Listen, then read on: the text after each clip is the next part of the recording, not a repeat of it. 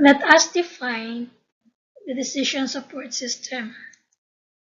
As per MacLeod, DSS is a system that supports a single manager or a relatively small group of managers working as a problem-solving team to come up with a solution for a semi-structured problem. This is done by providing information or suggestions concerning specific decisions. This definition relies on who uses the system and what types of problem it can help solve. As a system, DSS is an interactive information technology-based system that helps decision makers utilize data and models in making their decisions. So, decision support systems are a set of manual or computer-based tools that assist in some decision-making activity. In today's business environment, however, DSS are commonly understood to be computerized management information systems designed to help business owners, executives, and managers resolve complicated business problems and/or questions. In In this topic, we shall look at the traditional DSS, organizational DSS, and the differences between the two. The traditional DSS has three components, which is the model-based, database, and the human interface, wherein all these three components interacts with the other and the user or the decision maker.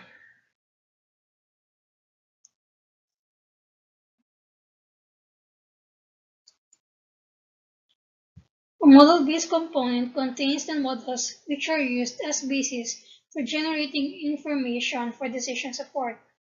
It has four general functions that are important in model-based management. First is the generation, which is a flexible mechanism for building or generating models. Next is the restructure, which is a way to redefine or restructure a model in response to changes in the model situation. Third is the update, which is a procedure for updating a model in response to change in data. And fourth is the report generation inquiry operation of the model to obtain the decision support desired. A database component contains the data for variables involved in the models. A database component should have the capabilities to combine a variety of data sources. It is expected to have the ability to add and delete data sources quickly and easily. It is also expected for it to portray logical data structures in user terms so that the user understands what is available and can specify needed additions and deletions. It should also be able to handle personal and unofficial data so that the user can experiment with alternatives based on personal judgment. And fifth, is its ability to manage this wide variety of data with a full range of data management.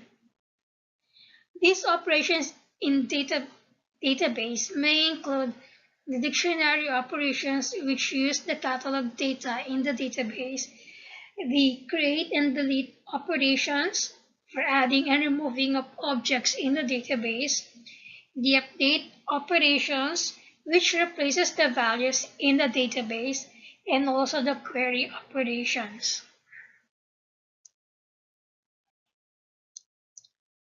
The third component is the human interface component. This links the model base and the database to the users. Much of the power, flexibility, and usability characteristics of a DSS are derived from the dialogue between the system and the user.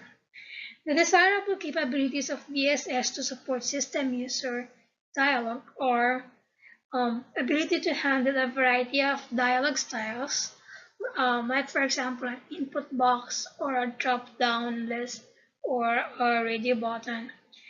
Second is the ability to accommodate user actions with a variety of input devices, like for example a keyboard or a mouse. Third is the ability to present data with a variety of formats and output devices. Say, for example, that it should be available to be output in a laptop or in a mobile device. And fourth is the ability to provide flexible support for the user's knowledge base.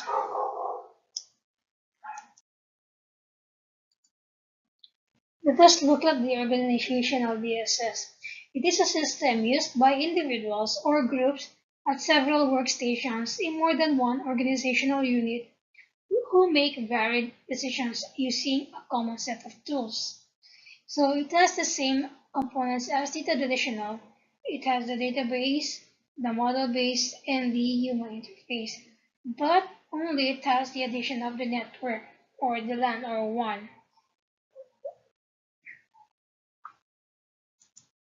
So this is to communicate to the users in various geographical locations. So communication between multiple users are managed through the case management. Let's look at the differences between the traditional and organizational DSS. For purposes, a traditional DSS has to improve the performance of an individual decision maker. It also has the purpose of improved quality of his or her decision making by improving its effectiveness and efficiency. For the organizational DSS, it also has the same purposes as the traditional, with the addition of make sure that a multitude of organizational goals are also met. For politics, the differences between the two is that in a traditional, there are less politics since it is designed for one specific decision maker. In an organizational DSS, it must have the proper handling of politics since it requires interaction of two or more organizational groups. In the approach to development, a traditional DSS has a design for a single decision maker, whereas in an organizational DSS, it must produce a variety of results based on a range of parameter values set by its users. For focus and functions, a traditional DSS is designed and developed for a single decision maker. An organizational DSS is designed and developed based on the functions it has to perform.